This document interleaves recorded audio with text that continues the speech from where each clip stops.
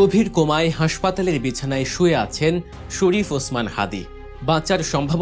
বাঁচার সম্ভাবনা নিয়ে চিকিৎসকরা নিশ্চিত করে কিছুই বলতে পারছেন না। তবে আশা আমরা ছাড়ছি না। কিন্তু আসল আতঙ্ক এটা নয়। আসল আতঙ্ক হলো হাদি তো কেবল শুরু। আমাদের হাতে এসেছে এক ভয়ঙ্কর হিট লিস্ট। হাসনাত আবদুল্লাহ, সার্জিস আলম নাকি আখতার হোসেন, কে হতে যাচ্ছে পরবর্তী টার্গেট? লন্ডন থেকে আসা এক গোপন সংকেত, দেশের গোয়েন্দা সংস্থার টেবিলে পড়ে থাকা ফাইল আর পুলিশের রহস্যজনক নীরবতা। জুলাই বিপ্লবের নায়কদের লাশ ফেলার এই নীল নকশা কি আগেই ফাঁস হয়েছিল? কেন সরকারের উচ্চপদস্থ কর্মকর্তারা সব জেনেও চুপ ছিলেন?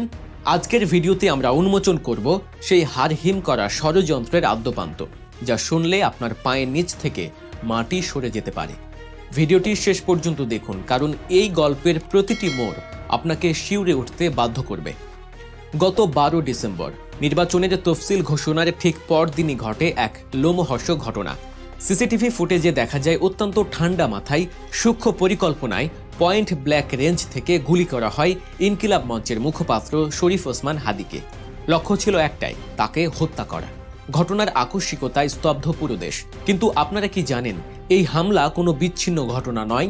হাদির ওপর এই হামলা ছিল মূলত একটি বড় পরিকল্পনার টেস্ট কেস মাত্র। হাসপাতালের আইসিইউতে হাদি এখনও জীবন মৃত্যুর সন্ধিক্ষণে। চিকিৎসকরা বলছেন তিনি ডিপ কোমায় আছেন। তার বেঁচে থাকাটাই এখন এক অলৌকিক বিষয়। কিন্তু প্রশ্ন হলো, হাদি কেন টার্গেট হলেন? আর তার সাথে এই তালিকার বাকি নামগুলোর সম্পর্কই বাকি।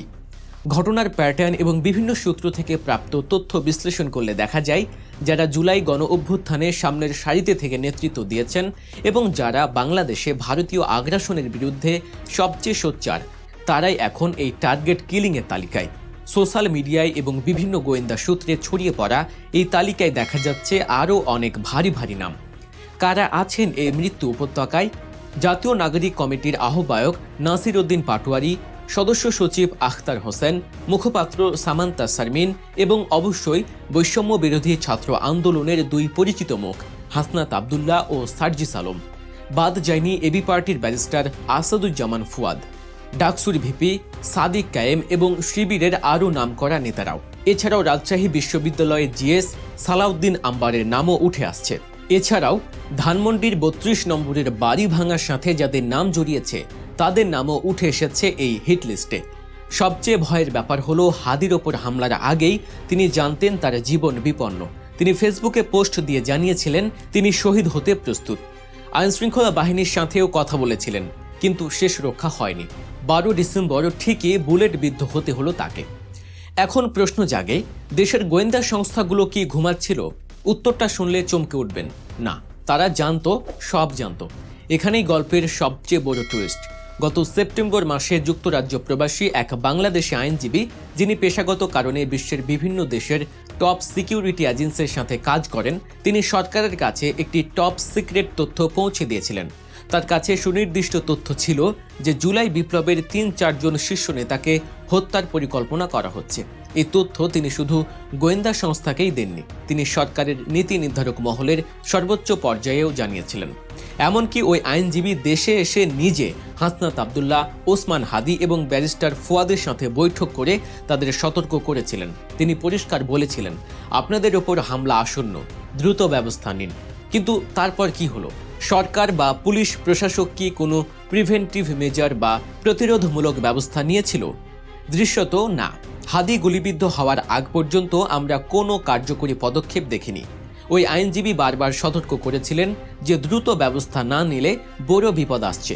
আর তার সেই আশঙ্কায় আজ সত্যি হয়েছে। হাদির রক্তে রঞ্জিত হয়েছে রাজপথ। প্রিয় দর্শক, আপনারা যারা সত্য প্রকাশে আমাদের এই লড়াইকে সমর্থন করেন, তারা এখনই গল্প নিউজ চ্যানেলটি সাবস্ক্রাইব করে বেল বাটনটি চেপে দিন। এবার আসি মূল আলোচনায়। হাদির ওপর হামলার পর যখন চারদিকে তোলপাড়, তখন পুলিশের ভূমিকা নিয়ে উঠছে বড়সড় প্রশ্ন। এই হামলার পর আইজিপি বাহারুল আলমের সাথে যোগাযোগ করা হলে তিনি জানান, এমন কোনো থ্রেট বা হুমকির তথ্য তাদের কাছে ছিল না।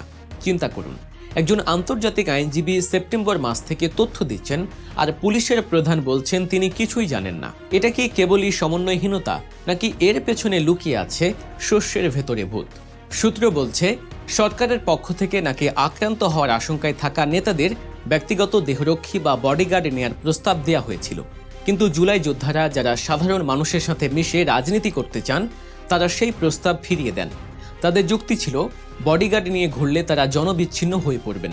কিন্তু তাদের এই আবেগের সিদ্ধান্তই কি আজ কাল হয়ে দাঁড়ালো, নাকি নিরাপত্তা নিশ্চিত করার দায়িত্ব যাদের ছিল তারা ইচ্ছে করেই চোখ বন্ধ করে রেখেছিল? এখন আসা যাক মোটিভ বা উদ্দেশ্যের কথায়। কেন এই হামলা, কেন এই হিটলিস্ট? বিশ্লেষকরা বলছেন এর পেছনে দুটি প্রধান কারণ কাজ করছে। প্রথমত প্রতিশোধ। হাদি এবং এই তালিকার বাকিরা ছিলেন জুলাই গণ অভ্যুত্থানের মাস্টার মাইন্ড বা সম্মুখ যোদ্ধা। আওয়ামী লীগের দীর্ঘদিনের সাজানো ক্ষমতা যারা ধূলিসাৎ করে দিয়েছে তাদের উপর এই হামলা যে সেই পরাজিত শক্তির প্রতিশোধ তা বুঝতে রকেট সায়েন্সে জানা লাগে না। দ্বিতীয়ত এবং সবচেয়ে গুরুত্বপূর্ণ কারণ হল ভূ রাজনীতি বা ইন্ডিয়ান ফ্যাক্টর। শরীফ ওসমান হাদি দীর্ঘদিন ধরে ভারতীয় আগ্রাসনের বিরুদ্ধে এক উচ্চকিত কণ্ঠস্বর। তিনি সব সময় বলে এসেছেন, জান দেব জুলাই দেব না। দেশের স্বার্থে ভারত বিরোধী অবস্থানের কারণে তিনি চক্ষুশূল হয়ে উঠেছিলেন ভিনদেশি প্রভুদের। ভিডিও ফুটেজে আমরা দেখেছি হাদিকে হত্যার চেষ্টা করা হয়েছে অত্যন্ত ঠান্ডা মাথায়। হামলাকারীরা জানতো কখন তিনি বের হবেন, কোথায় যাবেন। এই লেভেলের ইন্টেলিজেন্স কোনো সাধারণ গুন্ডা বা মাস্তানের থাকা সম্ভব নয়। এর পেছনে যে বড় কোনো রাষ্ট্রীয় বা আন্তর্জাতিক এজেন্সির হাত আছে তা অনেকটা স্পষ্ট। রাকসুর নেতা জিএস সালাউদ্দিন আম্মার জানিয়েছেন তিনি প্রতিদিন শত শত হত্যার হুমকি পাচ্ছেন। এমনকি তার বাবা মায়ের ছবি পাঠিয়েও হুমকি দেয়া হচ্ছে। তিনি চরম নিরাপত্তাহীনতায় ভুগছেন। এই যে একের পর এক হুমকি, মানসিক চাপ সৃষ্টি করা, এটা কি কেবল ভয় দেখানোর জন্য, নাকি এর মাধ্যমে সবাইকে বার্তা দেয়া হচ্ছে যে চুপ হয়ে যাও, নইলে হাদির মতো পরিণতি হবে? পরিস্থিতি আরও ঘোলাটে হয়েছে নির্বাচনের তফসিল ঘোষণার পর। বিএনপি নেতা তারেক রহমান দেশে ফিরছেন 25 ডিসেম্বর। ঠিক তার আগেই এই ধরনের টার্গেট কিলিং কি দেশে একটি অস্থিতিশীল পরিবেশ তৈরি করার চেষ্টা নয়? নির্বাচনের মাঠ যাতে ফাঁকা থাকে, বিপ্লবীরা যাতে ভয়ে ঘরে ঢুকে যায়, সেই লক্ষ্যেই কি এই হামলার ছক কষা হয়েছে? চট্টগ্রামে কিছুদিন আগে বিএনপি প্রার্থীর উপর হামলার ঘটনাও আমরা দেখেছি। সেখানেও এক কর্মী নিহত হয়েছিলেন। অর্থাৎ প্যাটার্নটা খুবই পরিষ্কার। যারা মাঠে থাকবে তাদের সরিয়ে দেওয়া হবে। এই মুহূর্তে সবচেয়ে বড় প্রশ্ন হলো, হাদির ওপর হামলার পর কি বাকিরা নিরাপদ? হাসনাত আবদুল্লাহ বা সার্জিস আলমদের নিরাপত্তা কে নিশ্চিত করবে? যে রাষ্ট্রযন্ত্রের কাছে 3 মাস আগেই সুনির্দিষ্ট তথ্য ছিল, তারা যখন ব্যর্থ হলো তখন সাধারণ মানুষ কার কাছে যাবে?